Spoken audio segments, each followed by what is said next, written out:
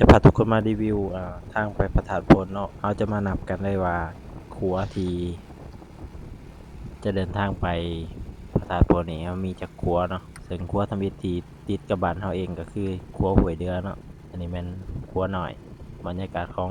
ทุ่งไร่ทุ่งนายามแล้งก็สิแปลนเติบๆนั่นนี่เนาะบ่มีหยังเลย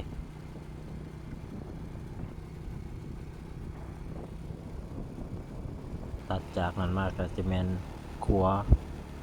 ห้วยสวนเจียงเนาะซึ่งขัวนี่ก็จะเป็นขัวที่ยาวแล้วก็สายห้วยนี่ก็จะใหญ่อันดับหนึ่งแถวนี้เลยตัดจากขัวนั้นมามันจะเป็นบ้านโน่นอุดมขัวห้วยคำการเนาะถัดจากขัวห้วยคำการแล้วจะมาฮอดบ้านห้วยไผ่ซึ่งวิทย์จากบ้านห้วยไผ่มาจะเป็นขัวห้วยแดนเมืองอันนี้มันเขตต่อระหว่างนครไกรสอนพรหมิหารกับบ้านทาโพเมืองไซภูทองจะเป็นขัวห้วยแดนเมืองเนาะวิทย์จากขัวนี้มาเนาะค่อนข้างก็จะเริ่มมีความยากหลายแล้ว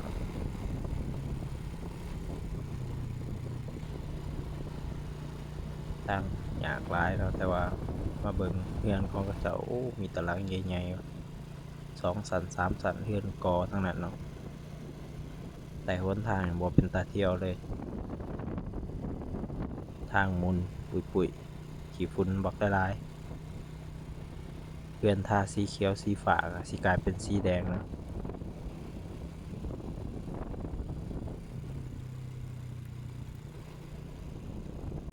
สังเกตเรือนเนาะโอ้สำคฤหาสน์บางหลังก็ได้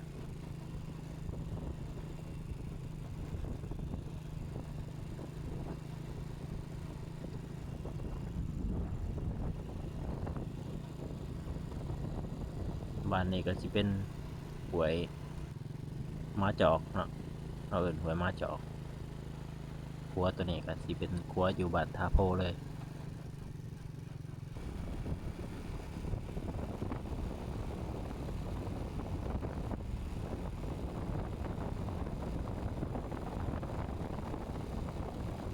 แล้วก็จะเป็นห้วยโพ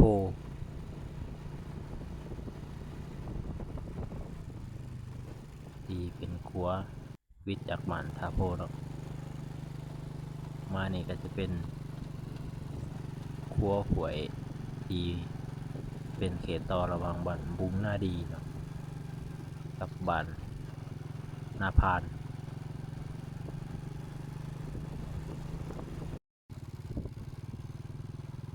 วิทย์จากบ้านนาพานมาก็จะมีอีกขัวหนึ่งเอากระบอกหูซื้อเพราะว่าบ่ได้จอดอ่านป้ายเนาะให้ทุกคนสังเกตเนาะว่าขัวแต่ละขัวนี่ทางเข้าขัวนี่ยากสุดมีแต่ทางดินแดงแล้วก็มนปุยๆขี้ดินไงกลุ่มถ้าบ่ระมัดระวังนี่ก็ถือว่าจะเกิดอุบัติเหตุได้อันนี้ก็เป็นบ้านนาพาน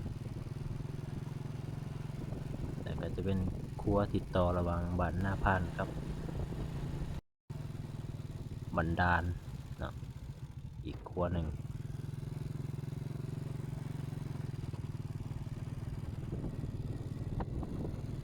ก็เข้าสู่เขตบ้านดานแล้วเนาะนี่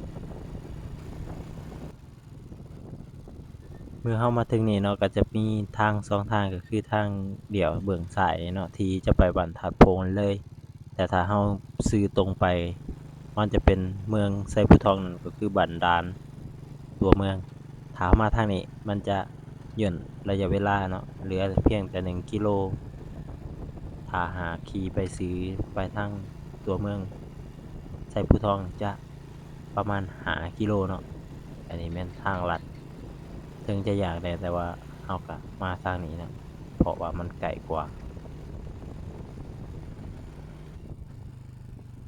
เราก็จะมาถึงทางที่จะไป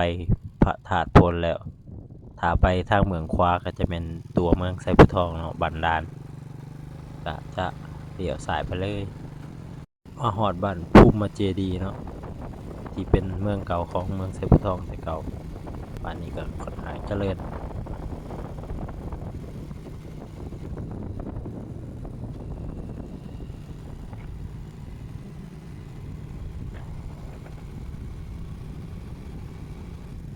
บัดนี้จุดพิเศษก็คือวิวต้นตาลเนาะที่ในทุ่งนาที่เขาจะเอาไปผลิตน้ำตาลก่อนหรือว่าตาลโตนดครับหลายพันต้นเนาะที่อยู่ในบริเวณนี้เอาแนมไปก็สุดสายตาก็มีแต่ต้นตาลสูงๆงามหลายเนาะควรอนุรักษ์รักษาไว้วิทย์จากป่าต้นตาลแล้วก็เข้าสู่เขตบ้านถาดโพนเนาะซึ่งในบ้านถาดโพนก็มีแยกนี่เนาะแต่ว่าเขาจะไปซื้อเลยถ้าเขาแยกครัวไปจะเป็นบอนเลี้ยงหลีกเลี่ยงบริเวณไปทางพระธาตุเนาะในยามมีเทศกาลมันก็จะเฮ็ดให้รถบ่ติดภายในนี่ก็จะมีทางแยกเลี้ยวซ้ายเนาะสำหรับมาถึงตัวพระธาตุโพน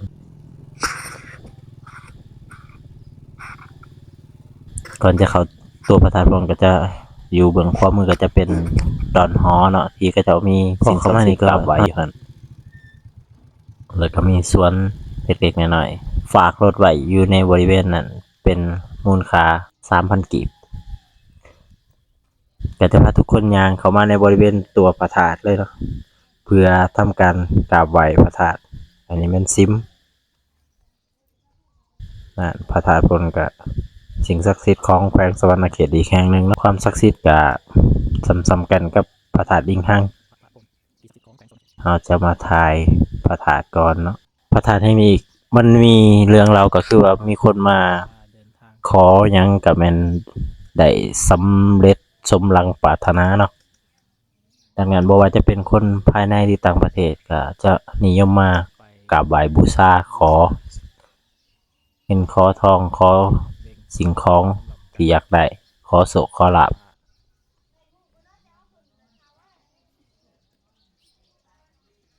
เราก็จะไปบูชาเอากฐาสำหรับแก้บนเนาะที่เราได้บนไว้ว่าตอนไปเฮียนนั้นเราจะขอให้สำเร็จสมดังปรารถนาตามกำหนดเวลาก็ถือว่าได้สำเร็จสมปรารถนาแล้วก็มาทำการแก้บนเพื่อให้สิ่งศักดิ์สิทธิ์เพิ่นได้รับรู้ว่าเราได้เฮ็ดสำเร็จแล้วหลังจากยาคูเพิ่นเทศนาเนาะสำหรับการแก้บนแก้บ้าแล้วก็เอาสิ่งที่เรามาบูชานั้นมาปาไว้อยู่ในบริเวณถาดแล้วก็